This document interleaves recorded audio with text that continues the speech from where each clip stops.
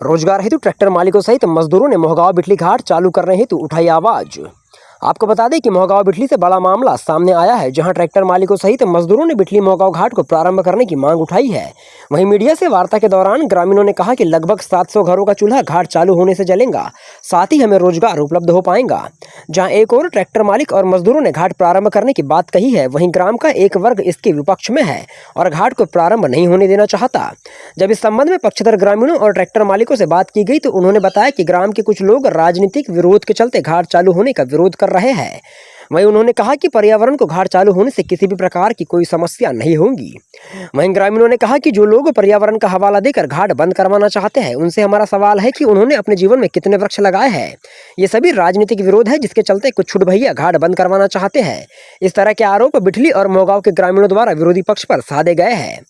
वहीं ट्रैक्टर मालिकों सहित मजदूरों ने घाट को चालू करने की मांग की है। जब घाट के संबंध में कंपनी कर्मचारी राजू उपवंशी से बात की गई तो उन्होंने बताया कि पूर्व में अवैध रूप से डंपर रेत की जब्ती खनिज विभाग द्वारा बना ली गई थी, जहां डंपर रेत और रखे मशीनों की देखरेख हेतु कंपनी द्वारा 4 से 5 लोगों को नियुक्त किया गया है, ताकि किसी भी प्रकार की हुलजुलुल हरकत न हो सके। साथ ही घाट के प्रारंभ होने से पर्यावरण को किसी भी प्रकार की कोई समस्या नहीं होगी। उन्होंने कहा कि जिले भर में भी घाट संचालित हो रहे हैं और वे सभी मानदंडों के आधार पर कार्यशील है। वहीं ग्रामीणों ने जानकारी में बताया कि नदी घाट में कुछ ग्रामीणों द्वारा अवैध रूप से कब्जा जमा लिया गया है, जिस हेतु भी ग्रामीण शासन से जमीन को कब्जा मुक्त कराने की गुहार लगाते हैं। अब देखना है कि आगे क्या होगा। तब तक बने रहिए पहला शब्द न्यूज चैनल के साथ। समस्या ये है कि रेत घाट यहाँ पर समझ रहे क्या हमको ठेकेदार ने स्वीकृत करवा करके चालू करवाया है। इसमें क्या है, लेबरों को भी रोजगार मिल रहा है और ट्रैक्टर मालिकों को मिल रहा है। तो कुछ छुट भैया लोग इसको बंद करवाने के लिए प्रयास कर रहे हैं। 2-3 लोगों बोलो। तो ये 2-3 लोगों से बंद नहीं होना चाहिए, क्योंकि इससे सैकड़ों लोग पड़ रहे हैं। हाँ। सैकड़ों लोगों को रोजगार मिल रहा है। कृपया ये घाट चालू रहना चाहिए, जिससे ट्रैक्टर वालों को भी काम मिले और मजदूरों को भी काम मिले। ये हमारी अच्छा, अभी क्या समस्या आ रही है? ट्रैक्टर वाले के भरोसे 700 लोगों का रोजगार चल रहा है यहाँ पे, और कुछ अवैध यानी कि कुछ गांव के विपरीत लोग, जैसे 3-4 ही लोग हैं, ज़्यादा लोग नहीं है, जो विपक्ष पार्टी के वो विरोध कर रहे हैं। जिस तरीके से कयास लगाई जा रही है कि आरएसएस के जो मुख्य संस्थापक है हेडगेवार जी, उनका स्मारक जो है यहाँ पर रामपल्ली में घोषित हुआ है, तो उस स्थान को यहाँ पर रेत घाट चालू रहने से कुछ फर्क पड़ेगा, ऐसा आपको प्रतीत होता है?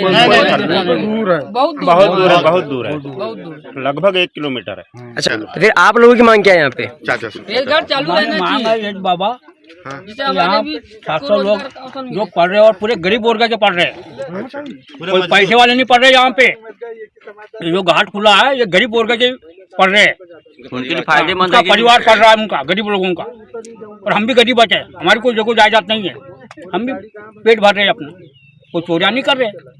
चालू रहना चाहिए। तो घाट चालू रहना चाहिए।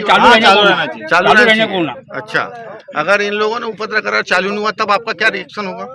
हमको रोजगार दे, घर को जाएंगे, रोजगार दे, वो कर रहा है उसके घर को जाएंगे, हमको रोजगार दे, पूरा परिवार साथ पालो हमारे परिवार को।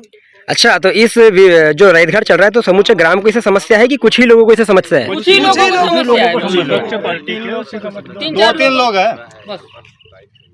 चलिए, धन्यवाद आप। जैसे कि चंदन नदी के करीब में एक अवैध रेत का डंप था, जिसे शासन के द्वारा जब्त कर दिया गया, जिसकी अभी स्वीकृति आने की, लेकिन इसकी देखरेख में जब से वो पंचनामा बनाकर दे दिया गया था, सरपंच साहब के संज्ञान में है वो, उसके जगवाली हेतु यहाँ पे 4-5 बंदे कंपनी की तरफ से रख दी गई, क्योंकि यहाँ मशीनें वगैरह भी हमने रखा हुआ है, कुछ उलझुल हरकतें ना हो, इसलिए यहाँ पर देखरेख की जा रही है। अभी यहाँ से कोई अवैध उत्खनन नहीं किया जा रहा है, कुछ नहीं किया जा रहा है। और गाँव के लोगों की मांग है कि हमारा जो रोजगार है और गांव का विकास और हमारे गरीब लोगों की जो रोजी रोटी चले, यहाँ पे 4 लोगों को काम मिले, गांव के 100-500 लोगों को भी काम मिले, इसी गांव के लोगों की अपनी अपेक्षा है। तो वो लोग चाहते हैं कि यहाँ से रेत का व्यापार होना चाहिए, और रेत बहुत दूर है, बहुत अच्छी मात्रा में है, प्रचुर मात्रा में है, और इससे कोई राम मंदिर को या हेडगेवार जी की प्रतिमा या उनकी वो स्मारक को स्थापना करने हेतु यहाँ से कोई ऐसा वो नहीं किया जा रहा है, या उनको क्षतिग्रस्त नहीं किया जा रहा है। वो सारी जगह यहाँ से 2-3 किलोमीटर के दूर है, और ये जो क्षेत्र है, ये रामपल्ली मंदिर के क्षेत्र अंतर्गत नहीं आता। ये मोहगांव और बिटली, इसका ये राजस्व का भाग है सरकारी, जहाँ से ये नदी का गमन हो रहा है। इसके किनारे जो रेत है, और ये ऐसी भी खेतियों में आकर के खेतियों में फसल उत्पादन को नुकसान करती है। अच्छा, घाट संचालक के ऊपर में एक आरोप लगाया गया है कि इससे पर्यावरण को हानि पहुंच रही है, ये कहाँ तक के उचित है? ये बिल्कुल अनुचित है, क्योंकि सारे बालाघाट जिले में सभी तरह के जो घाट चल रहे हैं, वो वांछनीय रूप से चल रहे हैं और सब वैधिक रूप में चलते हैं। कोई भी अवैध तरीका से यहाँ चोरी चकारी या किसी भी तरह से बगैर रॉयल्टी से कोई काम नहीं होता।